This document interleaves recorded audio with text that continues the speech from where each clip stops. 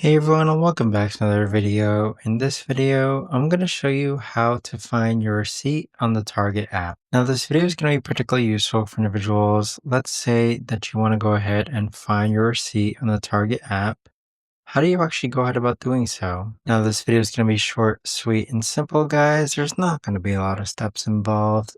Now, in order to do this, what you're first going to do is log on to the Target app. Next, click on My Target on the bottom right hand corner. Then click on Purchase History. And then depending on whether it's an online or in-store purchase, make the correct selection. So here we have a purchase that we recently made just yesterday. So we're going to click on this purchase, then click on View Receipt. So that right there, guys, is the best and easiest way that I know of to actually go ahead and find your receipt on the Target app. If you guys know of a better, easier way to actually do this, let me know in the comments down below.